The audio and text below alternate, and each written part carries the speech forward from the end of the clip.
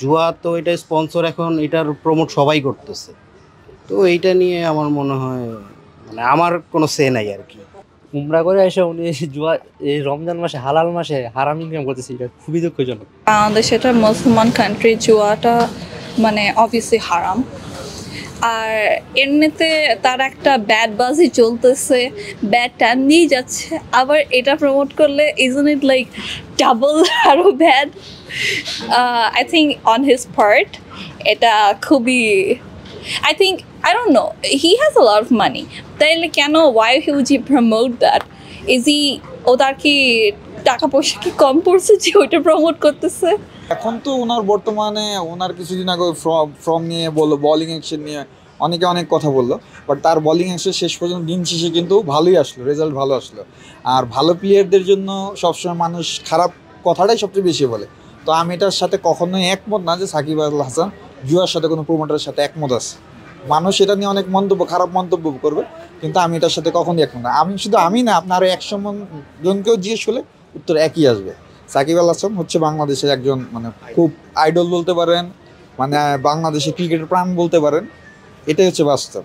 যত প্লেয়ার আসুক না, সাকিব আল হাসান বস মানে বস থাকবে, সারা জীবনই থাকবে। তার প্রত্যেকটা মুভ এখন তার একটু চিন্তা ভাবনা করে নেওয়া উচিত, বিকজ মানুষ ওর কর্ম এমনি তো পছন্দ করতেছে না, আর সে আরও ওইটাকে ফাম্বল করতেই আছে। সো ইয়া, বেটের এটা করতেই পারে। এখন ও যে কোথায় আছে, আমেরিকাতে আছে।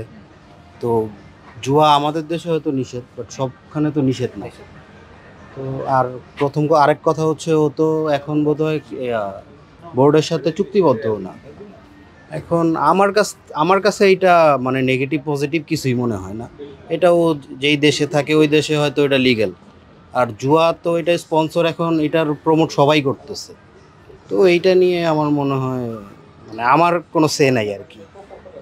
এটাকে তেমন নেগেটিভ ভাবে নেওয়ার কিছু আছে না, পার্সোনালি আমি এরকম কিছু দেখি না। এখন আদার্স কে কিভাবে দেখে ওইটা, মানে ইথিক্যালি কে কিভাবে দেখে ওইটা আমি বলতে পারবো না, বাট আমার কাছে এইটা তেমন কোনো ম্যাটার করে না।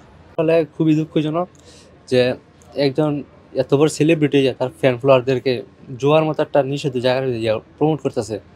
তারপরে কথা হলো, উনি কয়েকদিন আগে উমরা করে আসছে, শুধু উমরা করে এসে উনি জুয়া এই রমজান মাসে হালাল মাসে হারাম ইনকাম করতেছে, এটা খুবই দুঃখজনক। সে আওয়ামী লীগ করে, দ্যাটস ওয়াই হয়তো বা এই ক্ষেত্রে অনেকে মানে নেগেটিভভাবে নেয়, আবার যারা অনেকে পজিটিভভাবে নেয়। এখানে আসলে আমার দৃষ্টিতে দুইটাই পজিটিভ নেগেটিভ দুইটাই, যেহেতু ও আমাদের বাংলাদেশি ক্রিকেটার আর ও আমাদের দেশের জন্য খেলে, সবাই ওকে চিনে জানে, আমরাও ওকে সাপোর্ট করি। তো আশা করি ও এমনি আমার দৃষ্টিতে ও ভালো। আপনারা কিভাবে দেখতে চান আসলে? সাকিবকে যে ক্রিকেটার হিসেবে সবসময় দেখতে চাই। এখন দেখতে পাচ্ছি না, ভবিষ্যতে আমরা দেখতে চাই সারা জীবন ক্রিকেটের সাথে থাকুক, এটাই আমরা চাই।